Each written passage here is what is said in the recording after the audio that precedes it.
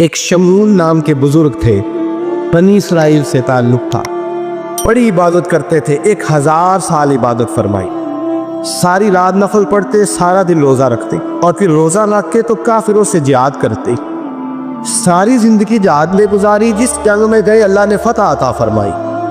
یہ ذرا سوچئے کہ جس کا تذکرہ میرے نبی پاک فرما رہے ہیں وہ کتنا بڑا آدمی ہو۔ ولی اگرچہ بنی اسرائیل کے تھے لیکن اتنا زبردست ان کا جہاد کرنے کا طریقہ تھا، بڑا جہاد کیا، پڑی انہوں نے، کافر بڑے پریشان تھے کہ بندہ قابو نہیں آتا، بڑی دور تک بات گئی، بڑی جد و جہد کی، لیکن حضرت شمعون علیہ الرحمہ بنی اسرائیل کے ولی تھے، قابو نہ آئے، آخر ان کی بیوی کو خریدا۔ اور یہ ایک تو مثالیں میریوں کی آ گئی ہیں، خامد بھی بکتے ہیں، یاد رکھ، بھائی بھی بکتے ہیں، اللہ ماشاءاللہ جب تو بکنے پہ آتا ہے تو پھر وہ اپنے معیار کو قائم نہیں رکھتا، پھر لوگ گر جاتے ہیں معیار سے۔ بیوی کو خریدا، کہنے لگے تو نے اس کے ساتھ رہ کے کیا وقت گزارا ہے؟ کہنے لگی کوئی سکھ نہیں پایا، ایک وقت روٹی ایک وقت کی بھوک، درویشی کا درس دیتا ہے، کچھ بھی نہیں ملا۔ حضرت شمعون علیہ الرحمہ کی بیوی جب خریدی گئی، کہنے لگے جب چونکہ یہ کم سوتے ہیں اور جتنی دیر سوتے ہیں گہری نیند سوتے ہیں، جب گہری نیند سو جائے تو رسیوں کے ساتھ جکڑ دینا۔ امام غزالی علیہ الرحمہ نے اس کو لکھا ہے، رسیوں کے ساتھ جکڑ دیا بی پی نے۔ حضرت شمعون اٹھے نہ تو اپنے آپ کو رسیوں سے بندھا ہوا دیکھا، اللہ اکبر کہا، جب اللہ اکبر کہا تو ساری رسیاں ٹوٹ گئی۔ بیوی سے کہنے لگے تو نے کیوں باندھا؟ اس نے پھر دھوکہ دیا، کہنے لگی ہر جنگ میں لوگ آ کے بتاتے تھے تیرا خامن بڑا دلیر ہے، میں نے کہا میں بھی دیکھوں کتنا دلیر ہے۔ سارے آئے، ایک نیا رنگ، ایک نیا روح، ایک نیا طریقہ، تو میں نے تو آزمایا ہے، اور یہ تو چھوٹی چھوٹی رسیاں تھی۔ آپ فرمانے لگے چلو ٹھیک ہے، اگر تو نے آزمایا تو پھر دیکھ بھی لیا ہے۔ کچھ دنوں کے بعد اس نے زنجیروں سے باندھ دیا، لوہے کی زنجیروں، اٹھے تو بندھا ہوا پایا، اللہ اکبر کہا تو زنجیریں بھی ٹوٹ گئی۔ فرمانے لگے یہ تو نے کیا کیا؟ کہنے لگی دیکھنا چاہتی تھی، کچی رسیاں تو توڑ لیتے ہو، زنجیریں بھی ٹوٹتی ہیں کہ نہیں؟ ہاں بھائی ٹھیک، آ کے لوگ بتاتے ہیں تو واقعی دلیر ہے، ہر جنگ میں کامیاب ہوتا ہے۔ اب قریب بیٹھنے لگی، کھانا اپنے ہاتھوں سے کھلانے لگی، فریب کرنے لگی، دھوکہ دینے لگی۔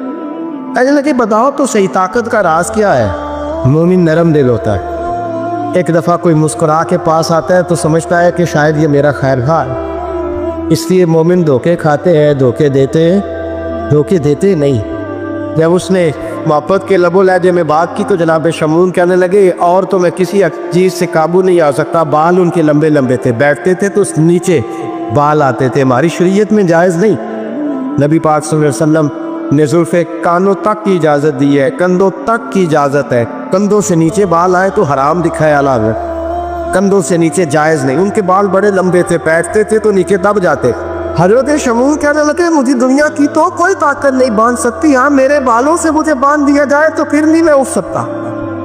بس اس کے ہاتھ بات آ گئی، اس نے کھانا بھی کھلایا، اس نے بستر بھی بچھا کے دیا، پیر بھی دبائے، جب سو گئے تو اس نے ان کے بالوں سے انہیں باندھ دیا اور کافروں کو جا کے بتایا کہ آج نہیں کھول سکے گا۔ جب اٹھے تو بندھا ہوا دیکھا، بیوی کی طرف دیکھا، اب یہ خیال نہیں آیا کھول دے، کہنے لگی ساری زندگی غربت بھی تو نے، یہ دیکھ مجھے ہیرے ملے ہیں، کنگن ملے، یہ دیکھ میرے کانوں میں ہیرا، سونا، چاندی، ہر چیز، چل جا، تیرا کیا کرنا ہے؟ ساری رات عبادتیں، سارا دن تو ذکر فکر اور جہاد میں گزار دیتا۔ دھوکہ دیا۔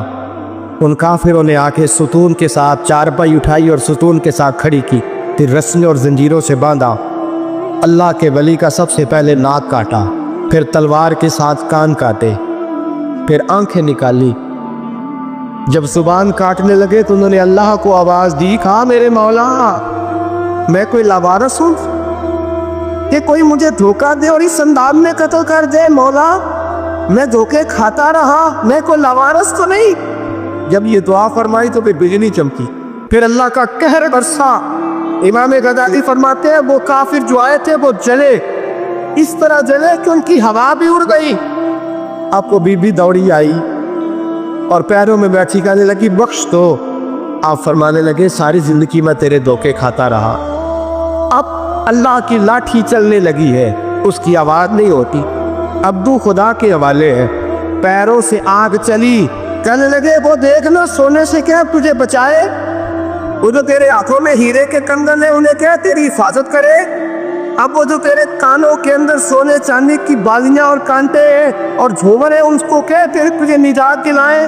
جلتی رہی، تڑپتی رہی، چیختی چلاتی رہی، اور اس طرح چیخی کہ وہ خاک بنی، ہوا میں اڑی۔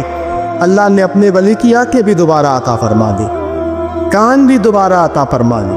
اللہ تبارک و تعالیٰ نے پہلے سے زیادہ طاقت دی۔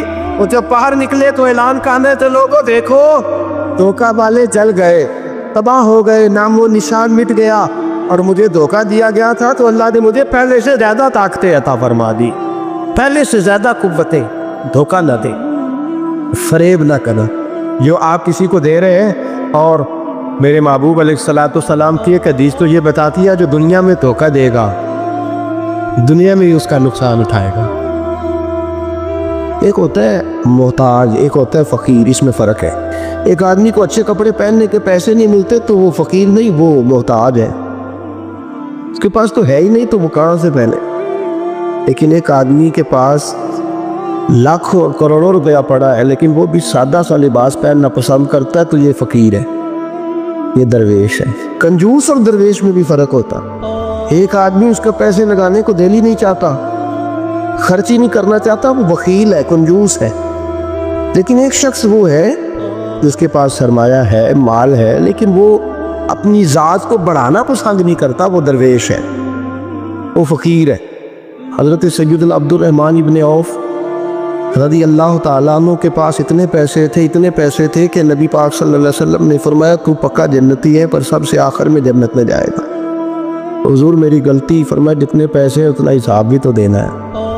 اس کے پاس صرف ہینڈ کیری بیگ ہوتا ہے نا، وہ فٹافٹ باہر آ جاتا ہے، اور جس کے جتنے زیادہ بیگ ہوتے ہیں اس کو اتنی دیر چین پہ کھڑے رہ کے انتظار کرنا پڑتا ہے۔ تو فرمایا کسٹم بھی تو نے ادا کرنا ہے نا بھائی، نکل کے آنا ہے اس جنگل سے، تو کیسے جائے گا، جتنا مال ہے اپنا حساب دینا ہے۔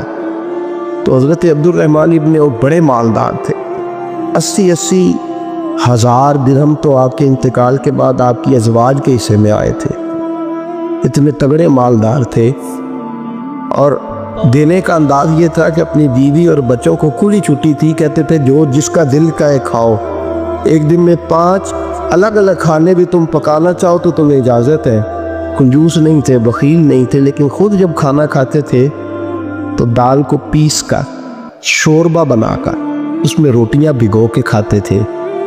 لوگ پوچھتے کہ جناب ہمارے لیے سارا کچھ ہے، بخیل بھی آپ کوئی نہیں، مالدار بھی، یہ کیا کر رہے ہیں؟ تو فرماتے تھے سرید کھا رہا ہوں، یہ کھانا میرے محمد کی سنت ہے صلی اللہ علیہ وسلم۔ فرمایا یہ کریم کا طریقہ ہے، میں فرض محبت ادا کر رہا ہوں، کسی کی ادا کو ادا کر رہا ہوں، یہ میرا انداز ہے، میری ذات کے بارے میں میرا یہی انداز ہے۔ سرکہ کھا رہے تھے تو بیٹے نے کہا ابا جی آپ کیوں کھا رہے ہیں، کتنے دن ہو گئے آپ نے بھنا ہوا گوشت نہیں کھایا، تو کھائیں۔ فرمانے لگے بیٹے کل لقمہ اٹھایا تھا گوشت کھانے کو تو مجھے اپنے نبی کا فقر یاد آ گیا، مجھے رسول رحمت صلی اللہ علیہ وسلم نے وہ جو مہینہ کھانا نہیں کھایا وہ یاد آیا ہے۔